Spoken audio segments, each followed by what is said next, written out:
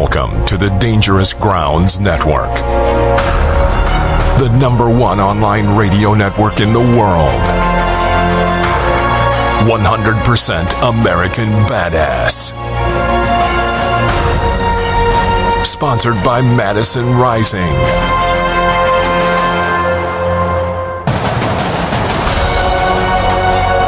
Kings Hollow. Redcon 1 Music Group. The Veteran Exchange. Combat Flip-Flops. Branded Warriors, Inc. Let's get dangerous. The directive that you were given. What is your problem, Danger? Why are you still smiling at me, Danger? Stop freaking smiling! Wipe that grin off your freaking face! You understand? Why are you having a problem? Listen to the directions that I'm giving. Why are you having a freaking problem understanding that you're not supposed to smile at a freaking drill sergeant when he's giving you a directive? What is your problem, Private? Sound off! Tell me right now, what is your freaking problem? Why can you not wipe that grin off your face? Get down! Get down! Get down! Get up! You better get down! You better get down! Get down! There's just so much goddamn weight on my shoulders. All I'm trying to do is live my motherfucking life. Supposed to be happy, but I'm only getting colder. Wear a smile on my face, but there's a demon inside. There's just so much goddamn weight on my shoulders. All I'm trying to do is live my motherfucking life. Supposed to be happy, but I'm only getting colder. Wear a smile on my face, but there's a demon inside. There's a demon inside. Just like Jekyll and Hyde. All this anger inside. I feel like Jekyll and Hyde. Is there so much goddamn weight on your shoulders that you can't just live your motherfucking life? The story's getting old and my heart is getting colder. I just wanna be Jekyll, but I'm always fighting Hyde. You got rocks in your head, I can hear them rolling round. You can say that you're above it, but you're always falling down. Is there a method to your madness? Is it all about pride? Seems everyone I know, they got a demon inside. There's a demon inside. Just like Jekyll and Hyde. All this anger inside. I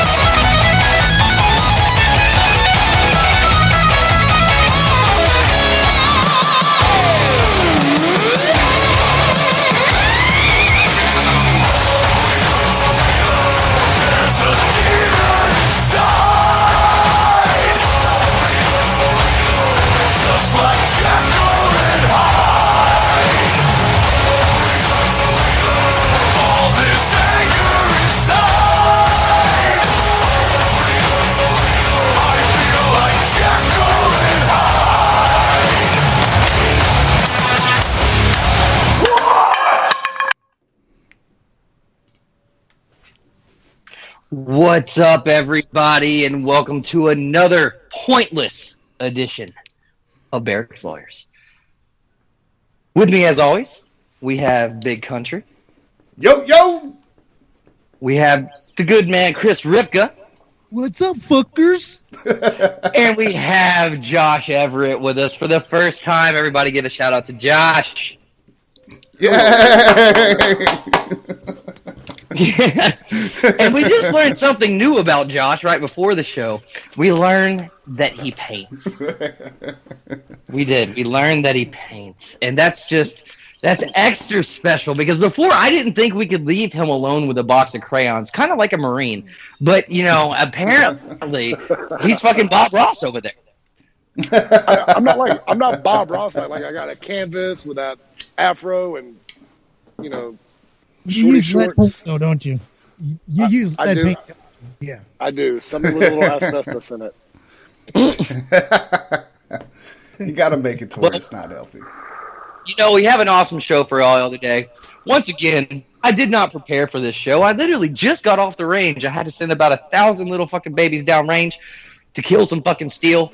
And we got right here. But we did kind of brainstorm last night. We came up with something. You like the range with the shower.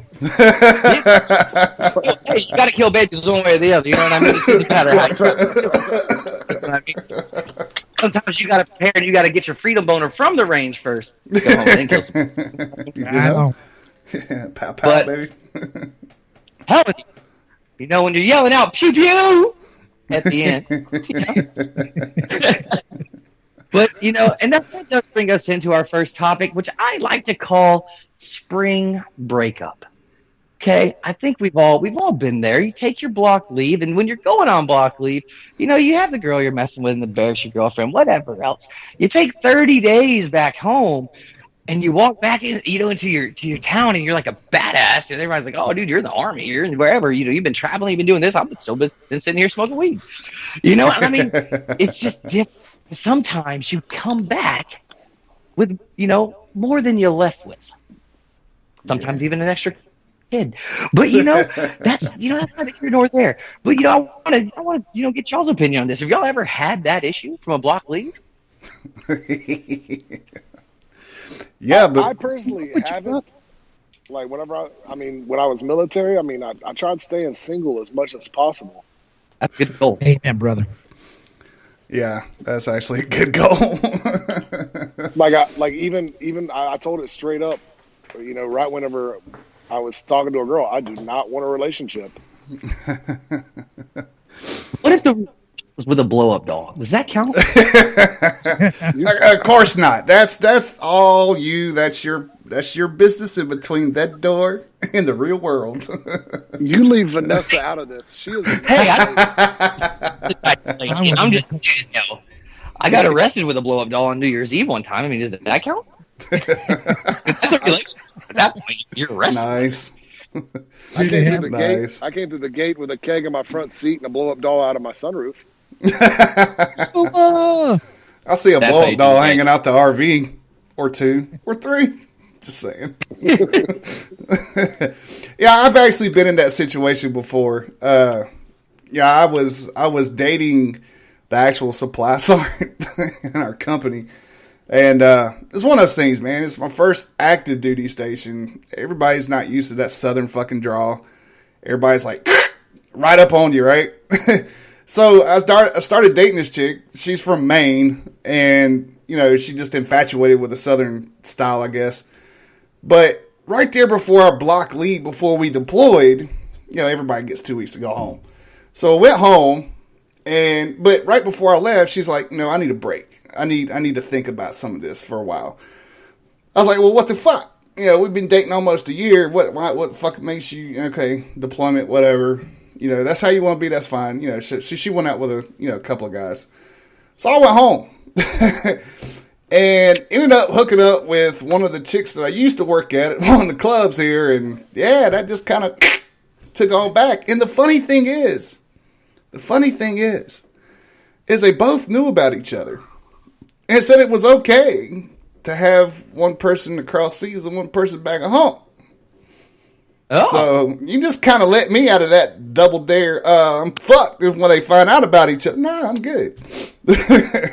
What you had is a grace of God is what you just exactly. said. That Yeah, exactly.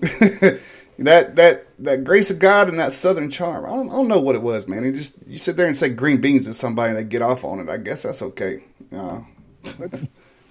That's weird. He said, "I'm telling you, I never had that happen for me from saying green beans. I don't know. I guess I don't have that much of a Southern draw anymore. I don't know." Well, I was sitting here talking with my homegirl Shannon a little bit ago, and she was like, you really don't have that much of a Southern drawl anymore, and I don't. That's one thing about that's one thing about being in the military is normally, if you come from somewhere and you have an accent, that military lifestyle plus with educating yourself and being around a bunch of other people, your accents normally just fucking fade away. I still have some, but not as strong as it used to be. He ain't sitting there talking about collard greens and cornbread, y'all. No, see, I used a whole different technique than the Southern charm or whatever. I went out as an Australian. Nice. Yes. And you think the Southern charm? No, you try an Australian accent. You are 10 for 10. You're going home with some girl. That works in Kansas City, especially right after a Royals game. Just saying. I'll tell you what not to try, okay? If you're ever in Toronto in a hotel, do not print out flyers saying that you're a recruiter for any type of pornographic movies and that you're casting in said hotel room. Don't ever do that. You will get in trouble. Why do I want to test this theory, though? I believe you, but I want to test it out for myself. Yeah, that's kind of one of those things where you got to make your own bad decision. Yeah, I want to learn from my own mistake. Exactly. That's the best way to learn. It really is. I'm just telling you, I did learn the hard way. Don't go that route. Not in Toronto. Not in Toronto. Me and Country was talking about that the other day. Yeah, no shit. We appreciate the warning. We're going to go down that route anyway. It's true. So, I mean, what do you do if you get caught in that situation, though? What would you do? If y'all got caught in that situation, if you had your piece of booty, how would you handle that? I got to know. Take one of them to Walmart. Yes. Well, that kind of narrows it down. You got one. You're 1,000 miles away from home with one, and you got one back home. So there ain't but one to take to Walmart. Exactly. That's the one that's gonna spend your money back home. No, Walmart. But no, I had an interesting situation. I was glad you brought that up when it was for my first deployment, and I told y'all a couple weeks ago about my buddy that went and married a girl in prison so that he could get BAH on deployment, right? It was a great idea. I saw him do it, and I went on block leave, and I had a girlfriend kind of at the time that I was seeing, and I was like, this could turn into some unoverseas thing too, maybe, hopefully. She might just be one fob away. Might have to catch that convoy her away, But I found this girl that I messed around with. She's actually, I think she was kind of stalking me a little bit when I was like 15, 16. But I saw her again, and she'd actually developed into a very beautiful young woman. Had a little kid, and we reconnected, and man, I really like this girl. And so I was like, you know what? I was like, when I get back, I'm going to bring you up there. I'm going to move you up in the house thing. You guys will be squared away. It'll be a great thing. And of course, I'm sitting here in my head thinking this is a great idea. Yeah, no, horrible idea.